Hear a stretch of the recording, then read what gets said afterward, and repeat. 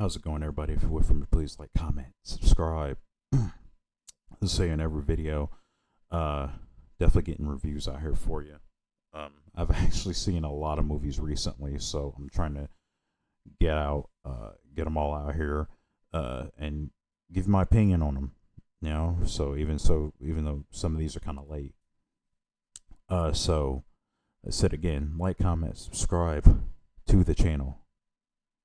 Be definitely doing a big favor. So, and I can get you some more reviews in. See that? There you go. See, follow, subscribe, or whatever for a review. See how it works. It's the gift that keeps on giving. Um, so the movie I'm going to review is Teenage Mutant Ninja Turtles: Mutant Mayhem. Now I saw this movie back when it came out. I did watch this. I just never reviewed it.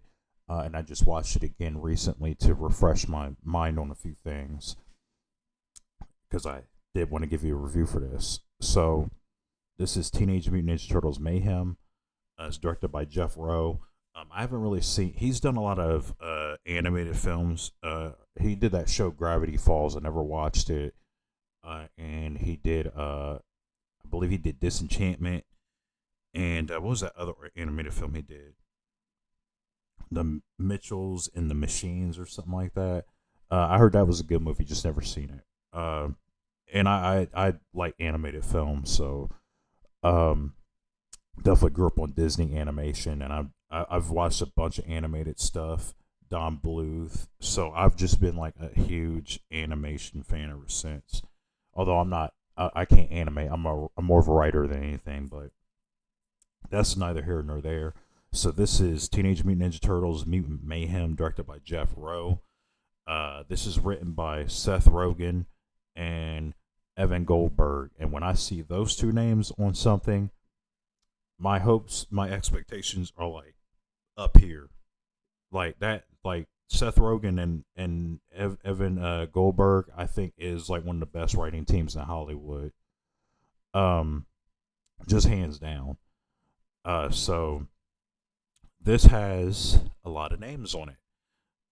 So this stars Micah Abbey, Nicholas Cantu, Brady Noon. So Maya Rudolph, John Cena plays. I think he played Bebop.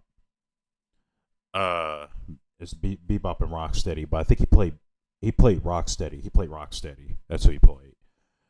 And then so I'm a big Turtles fan. Or well, I would say big Turtles fan, but I've grew up on Ninja Turtles. I saw the old 90s movies. I've seen all of them. I even saw the terrible third movie.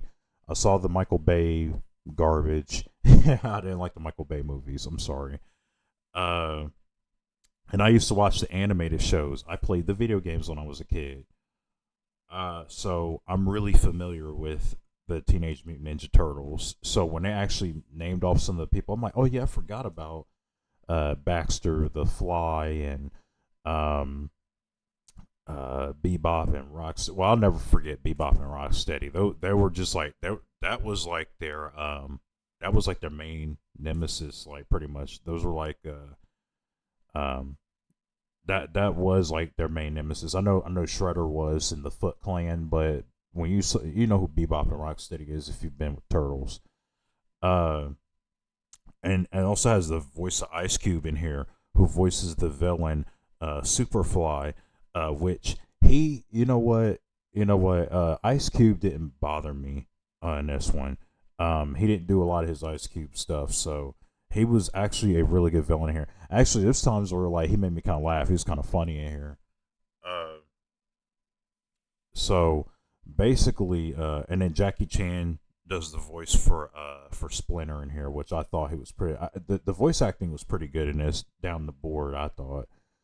And then you have really good art direction. There's even scenes, as you see in the trailer too. There's scenes where the animation changes, and there's good reasons. There's good reasons behind why the animation changes, because the whole thing does look like a comic book. This reminded me a lot of the animation style from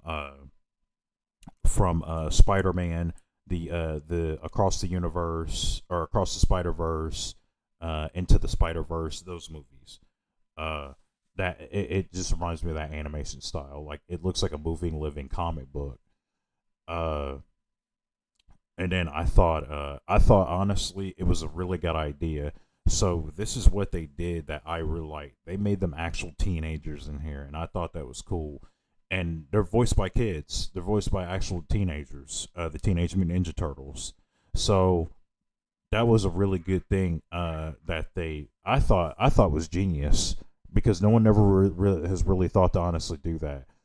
Maybe who kind of came close to doing teenagers were the Jim Henson Muppets back in the day, but I thought this was the better idea to just make them pure like teenagers, just make them kids. Um, and I also like how they set a lot of things up in here because the whole story, the whole thing is it is the origin story of the turtles. You know, they're born from the ooze. They're raised by Splinter. Splinter teaches them how to fight. You know the whole origin story. But I think what makes this movie work a lot though is the whole message of just wanting to belong.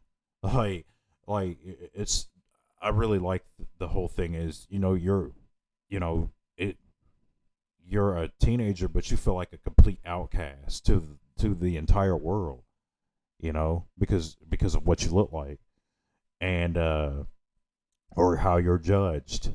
And they play that they really do play on that throughout this entire film, and I really enjoyed that. I honestly thought the way they did that was really brilliant.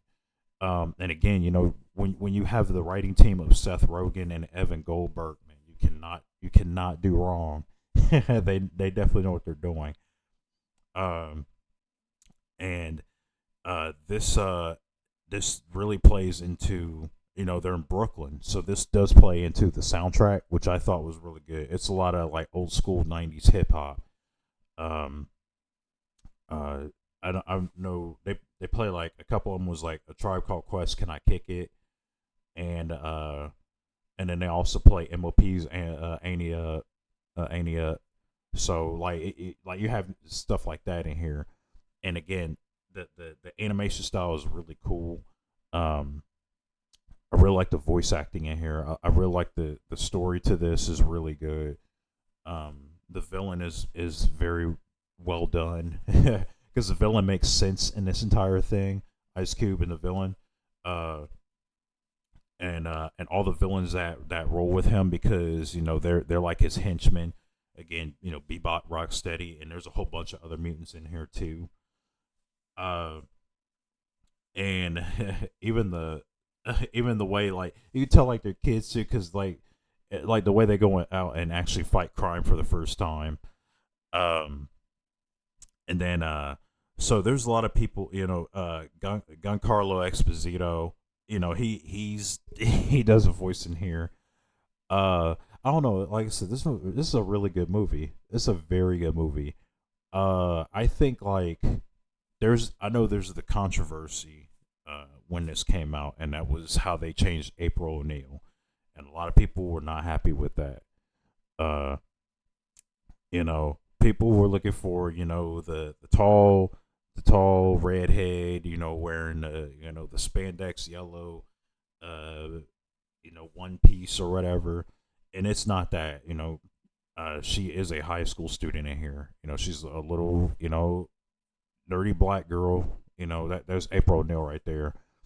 But I think the way they changed April O'Neil, it makes sense with the story, with what they're trying to get across. Like I think the change on April O'Neil, I think with the direction they went with April O'Neil, if they just kept her the same as the old April O'Neil, it wouldn't have made sense at all.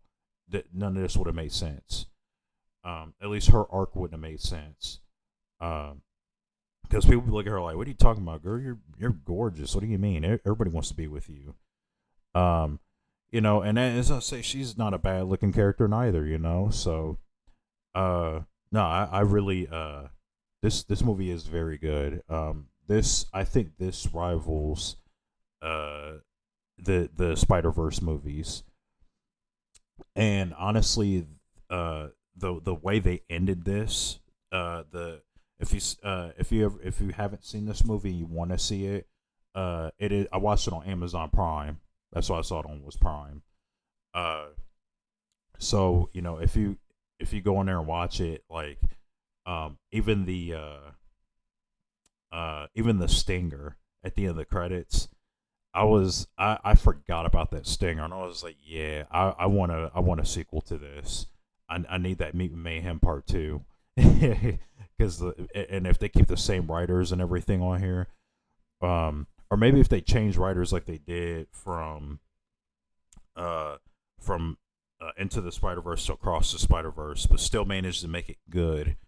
Even if they do that, I'm down for that though too. But yeah, this is a very very good animated film. If you haven't seen it, I've seen it twice already, and I will probably see it a few more times. And definitely watch with my granddaughter because she likes the Teenage Mutant Ninja Turtles.